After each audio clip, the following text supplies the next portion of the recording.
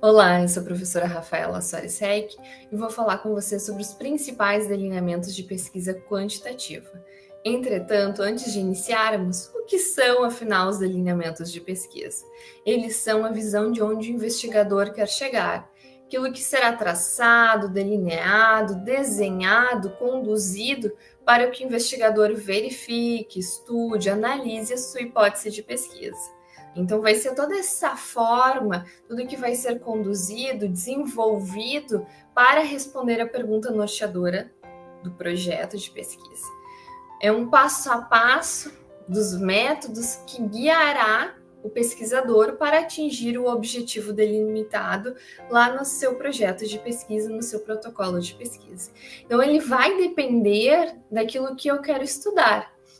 Dependendo do meu objetivo, da minha análise, daquilo que eu quero, eu vou ter diferentes delineamentos e eu vou escolher de acordo com a minha ambição.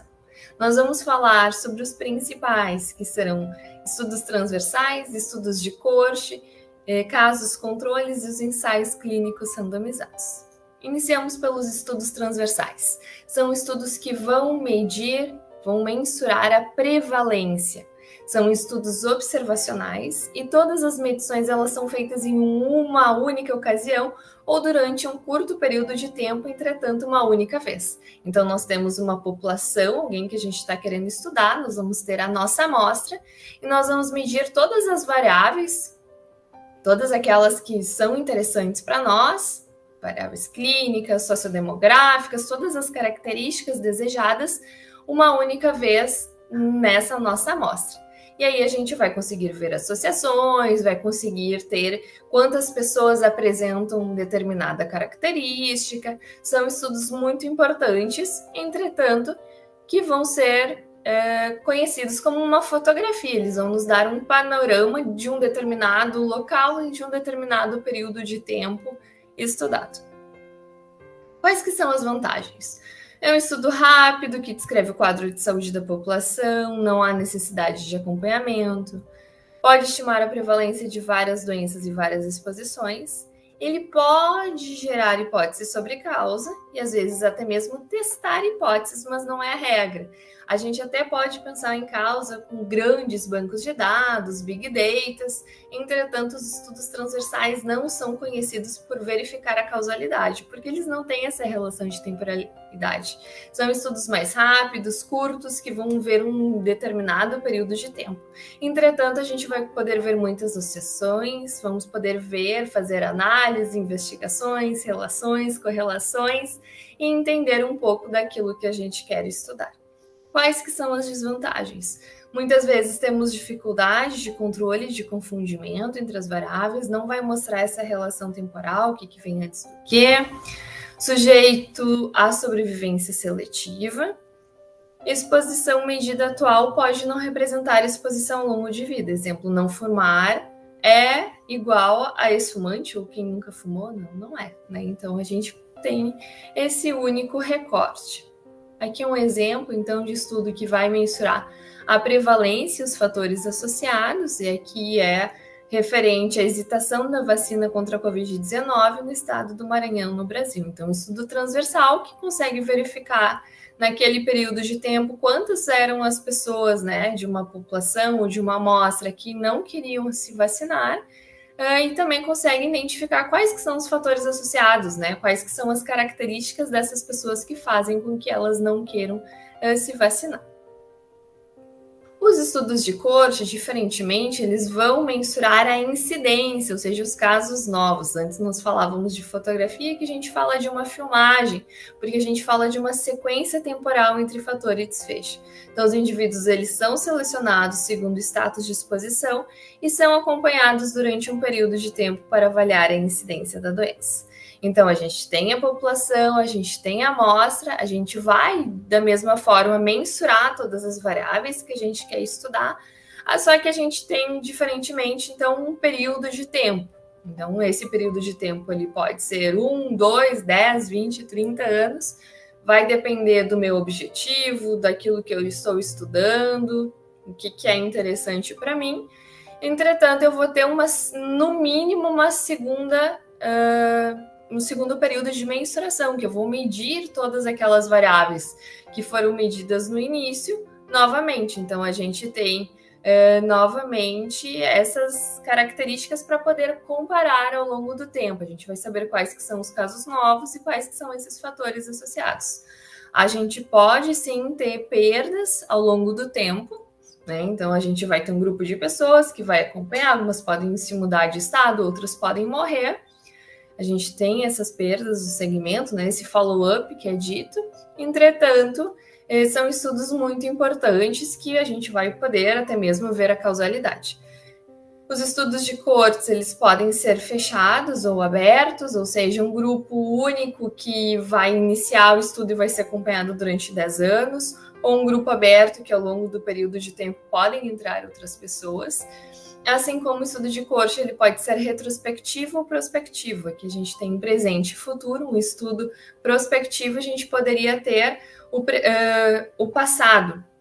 Entretanto, essa relação temporal, sempre o desfecho, ele fica depois. A gente vai poder usar dados que já foram coletados numa coorte retrospectiva.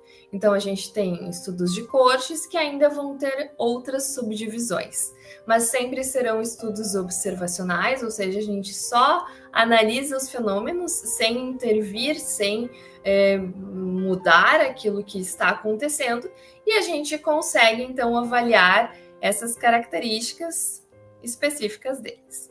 Quais que são as vantagens? Então, vai medir a incidência, vai poder investigar a causa, então a gente fala aqui em causalidade, permite estudar vários desfechos, é o melhor delineamento para definir a história natural de uma doença e única maneira de estudar doenças rapidamente fatais. Quais que são as desvantagens?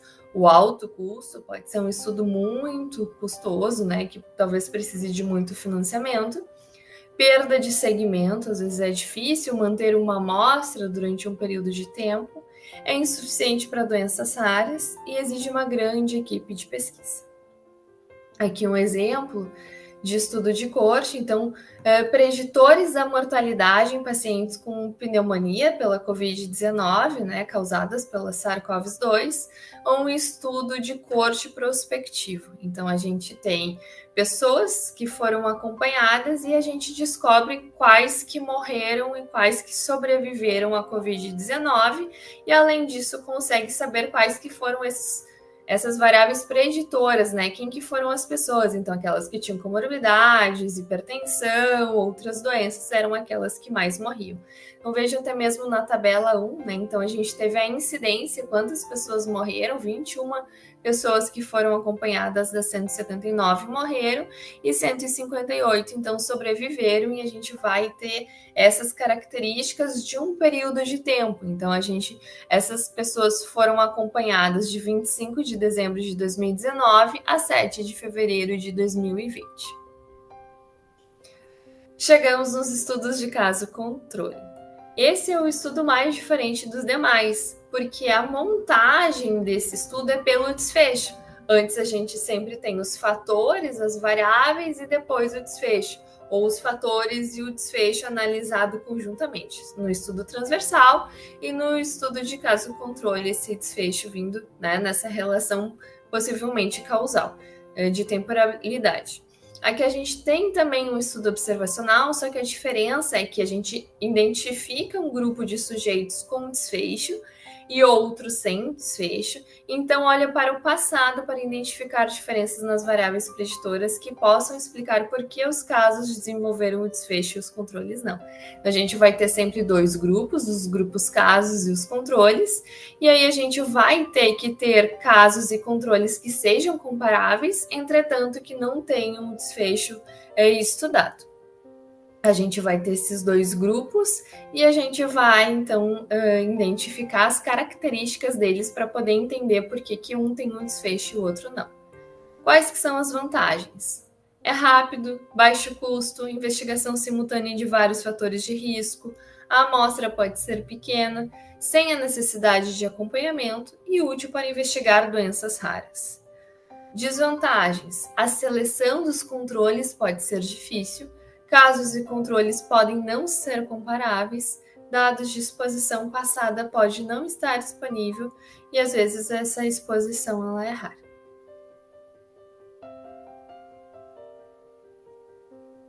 Então aqui nós temos um exemplo de um estudo de caso controle. Então a gente tem aqui o distanciamento social, uso de máscara e a transmissão, né? A partir da Covid-19 no Brasil entre abril e junho de 2020. Então foram comparados casos identificados de Covid-19, controles, né, que participavam de uma pesquisa para poder comparar e entender essas variáveis entre eles. Então foi conduzido um estudo de caso controle populacional. E por último, temos aqui o ensaio clínico randomizado, que é o nosso único estudo de intervenção aqui. São estudos experimentais, nos quais o investigador controla as condições que pode interferir no resultado. É o delineamento mais poderoso de pesquisa. É um estudo no qual as pessoas são alocadas ao acaso para receber uma de várias intervenções clínicas, mede e compara diferentes desfechos depois da intervenção. Então, a gente vai ter aqui uma possibilidade de testar medicamentos, testar fármacos, testar terapias. A gente vai ter esses dois grupos, a gente vai ter uma amostra. A partir dessa amostra, as pessoas vão ser randomizadas, e a gente espera que essa randomização ela seja cegada, e a partir disso, as pessoas, então, sejam alocadas para diferentes grupos, recebam diferentes intervenções ou um placebo, ou seja, não seja comparada com nada, e aí sejam acompanhadas durante o período de tempo, e aí a gente verifica. Então, a gente tem essa medição, né, das variáveis antes da pessoa receber a intervenção e depois dela receber a intervenção. Então, a gente vai ter essa comparação das pessoas, e a gente vai ter esses resultados finais para saber, por exemplo, a eficácia, a efetividade, a segurança de algum daquilo que a gente está estudando. Quais que são as vantagens? No topo da pirâmide científica, a gente consegue verificar relações causais, a gente consegue analisar eficácia, segurança, efetividade, a gente consegue testar coisas, saber se elas são de fato boas, sim ou não, pode ter essa comparação. Quais que são as limitações? São estudos muitas vezes caros, um pouco difíceis de serem realizados, às vezes ficam um pouco distantes quando a gente controla muitos fatores do dia a dia da prática clínica, mas são os nossos principais estudos, o nosso principal delineamento de pesquisa. Aqui nós temos as nossas referências utilizadas e o meu muito obrigada.